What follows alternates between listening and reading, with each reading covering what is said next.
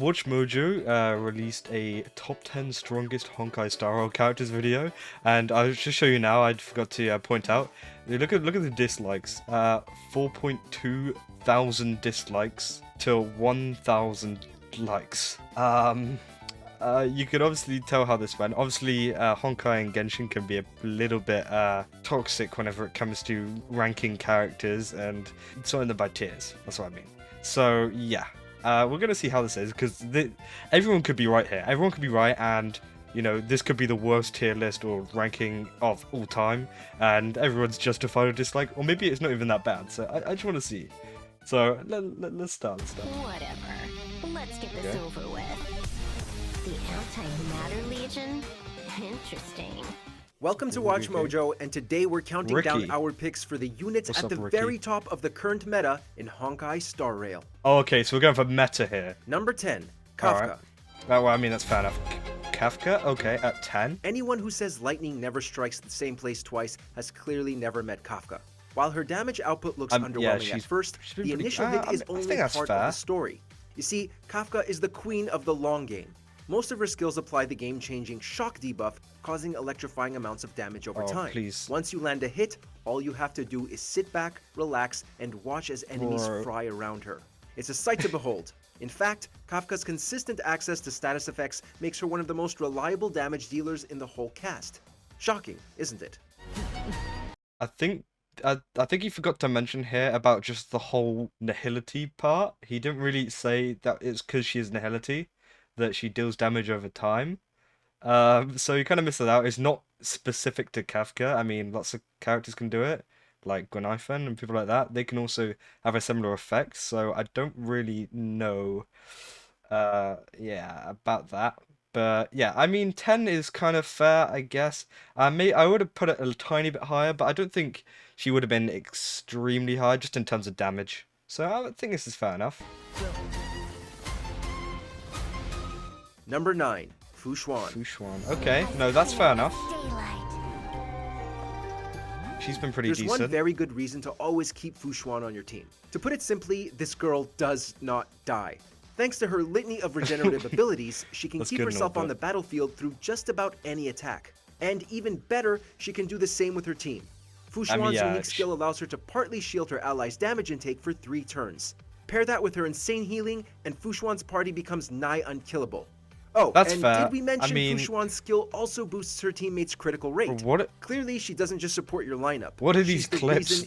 They're picking like the 360p clips. It's so annoying. Like, bro, what is this quality? They could have found something better, you know? Just come on, watchmojo. Boosts her teammates' critical rate. Clearly, she doesn't just support your lineup. She's the reason it's effective at all. Oh yeah, she is pretty insane. I think maybe she should be a little bit higher again, but I'd say Number fair. 8, Seele. Oh no, no way. Okay, I see where the dislikes are coming from. I see where the dislikes are coming from. I know Seele was a very good character in the beginning of Honkai, and she is still a very good character now, but I don't think she's number 8 on this list. I think Kafka and Fu Xuan are way better characters than Seele, so I kind of see where all these dislikes are coming from.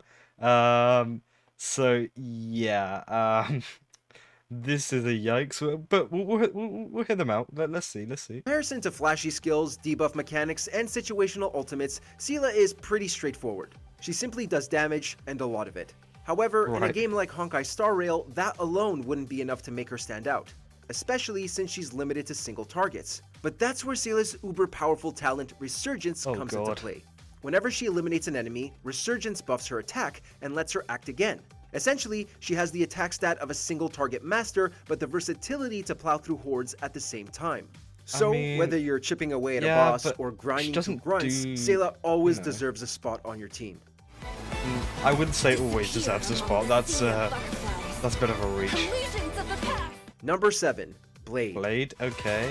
I mean, yeah, Blade's alright, but given his name, it's only fitting Blade is the epitome of a glass cannon. He's got some of the best win skills in the whole game, but they come at a high cost. Namely, his health bar. While trading damage for damage sounds risky, I think that this Seele has kind of messed up the entire list now, because it doesn't seem fair putting, you know, putting Kafka and Fushuan down here underneath Zila, and then putting Blade above them.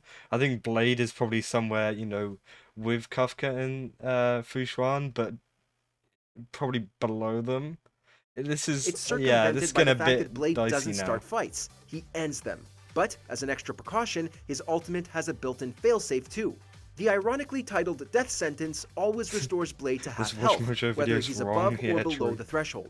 Then, it takes all the damage he's taken in the whole match and converts it into one explosive finishing blow. I mean, That yeah, kind of it's alright. firepower, who needs health anyways? Please, please don't be a bad one next. I swear to God. They're gonna put. Number 6, Tingyun. I mean, for, you know, a 4-star unit, yes, she's very good and she can provide a lot of buffs, and yes, you know, but I swear to God, if I don't see Bronya above her, I'm actually gonna lose it. I'm gonna lose it because yeah, putting Tingyun this high is a little bit scary. I'll be real. She is pretty good though. You get a buff, and you get a buff, you get a buff, and you get a buff. That's Okay. right, Tingyun is all about those nice, powerful attack boosts. She's basically a Yeah. walking, talking battery pack for your Tingyun is team, meta. and with the right synergy, she can help even low-level heroes clear the battlefield. What's don't think more, I've used Tingyun in Tingyun a has while, one of to the be most fair. useful ultimates in the game, in that it helps others to get their ultimates. And yes, Tingyun's damage modifiers apply there I mean, too. yeah, It doesn't think take a it's fair mathematician enough. to see that attack buffs plus frequent ultimates equal a must-have for your team. Doesn't help that she's After dead, all, though. if you plan it right, Tingyun can be the buffer that keeps Or on not. buffing. Okay. Number 5, Silverwolf. I can do this. Okay, yeah, I can kind of see this. Nothing I wouldn't say howls she's quite as so loud as good OP, old-fashioned but- debuff. Entering Silverwolf. Yeah, adding She debuffs specializes is in good. reducing all of an enemy's stats, and we do mean all of them. Defense, speed, attack, you name it, Silverwolf can do it. But that's still No, nothing yeah, I think this compared is to fair. her Around unique number skill. 5 would be good for Using Silverwolf. allowed changes, Silverwolf gives a foe an elemental weakness of one of her teammates' types. No other character in the whole game has that kind of mid-battle versatility. It's so flexible that Tingyun snap honestly, on her neck and Silverwolf you can go, slot "Ooh." into just about any team composition and still do Whoa, well. what the hell is At this? this point, there's really no excuse to leave her When on did the bench. Eidolons look like that? What? Come back in a century. Of course, watchmojo have like the oldest clips ever from like early beta tests, and they're like, oh yeah, stick that in there. Yeah, no, that'll do. Number 4, So- Bronya. okay, Bronya's about. Okay, I'll take that. Bronya being up at 4 is good. Who leads her companions to victory in the name of the Amber Lord. I will take that. I'll You take that. don't even need to make a move to see why Bronya is worth Especially joining being the a front standard lines. character as well, By being this activating good. her Banner of Command technique, every ally starts the next match with a passive attack buff. But when Bronya's actual turn comes around, she takes that idea to a whole new level. We're talking about dispelling debuffs, raising the whole team's damage output, and more. And if that's not enough, whichever ally Bronya targets immediately gets another turn too. It's obvious Yeah, that no, Bronya that's- is so much more than your average support unit. Okay, If used watchmojo correctly, actually she can control the flow of the doesn't entire good game here. altogether. To guard and defend. Crush them! I'm just scared for what's next. Number 3, Luocha. Luocha, okay, no. Your oath. He is very good healer. Out among the stars. The Arguably one of the swells best. beneath the tide. Ironically, the best healer in Honkai is also one of the game's most powerful combatants. Luocha's support abilities scale with his attack stat, yeah, I giving think him this an is fair, incredibly this is rare fair. niche Oh, yeah, as a I'm scared unit for that who's can number both one. heal damage and dish it out. They cooked for Best this part, one, yeah. he can Okay, do no, it they're all cooking. in a single move. They messed up at Once first, Luocha you know, in the activates first his half they signature had us, skill, but- Prayer of the Abyss Flower, it will automatically replenish his allies' health when they take a certain amount of damage. No turn or skill points needed. That frees Let up him cook, Luocha yeah, to let him focus on cook. defense, and thanks to his aforementioned attack stat, that comes pretty naturally. It's just Talk number one about I'm so getting the scared best for. of both worlds. I wonder who witness your could it even promise. be? Number 2, Jinglu. Okay, no, that's fair enough too. Jinglu is a very good character. Ever since her Oh, release, please don't be Jinglu like has Jing frozen her Yuan or way at the something. very top of the If competitive it's scene. Jing Yuan, And no, for good but I reason. think I see where the With or without dislikes come investment, from. her ice damage is simply Oh yeah, it unmatched, could be down. especially when you take into you know, account her dragon signature talent, dunk- Crescent oh. Transmigration. Each basic attack raises her level, and after just 2 strikes, Jinglu no longer needs any Invincible skill Lune, points to that's unleash her what I meant, that's what I devastating meant. ice skills. To put that into perspective, her That's fair ultimate enough. can dish out over 300% of her gargantuan attack stat onto a single enemy. So word of advice? Get Jinglu while you can. Yeah. There may never be a character as strong as her in a very, very long time. Cool. Oh, what's gonna be at number one? What's gonna be at number one? It's gonna be. I think it's going to be Imbibita Lune. Honestly, it's quite a boring pick, but it probably will be. He is a good character, and he hasn't been up in any of these numbers Before we yet. continue, be No! sure to subscribe to our channel don't- and ring the bell to get notified about our if you're on your Go away, watch. Oh, okay, there we go. Danhang Imbibiter Lune. Yeah, Imbibita Lune. Oh my god. I mean, If you're looking yeah, for he's damage, very, you're very in the strong. right place. As its Did you name say implies, Argenti? the Imbibiter Bro. Lune form is Danhang, but better No, in that's just fair about enough. every conceivable way. Arguably, Fair. he's better than everyone else too.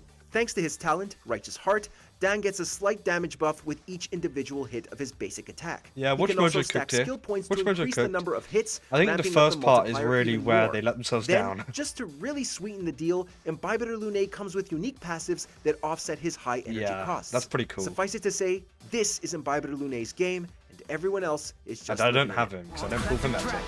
Oh yeah. Okay, well, I think watchmojo did Which good. Honkai Star Rail character do you I want to see the comments. I want to see what the comments are saying because, you know, the dislikes are very high for something that wasn't too bad. I mean, yes, the ones at the very start were quite bad, but I mean, let's have a look. Let's have a look. Remember, guys, Blade doesn't start fights; he ends them.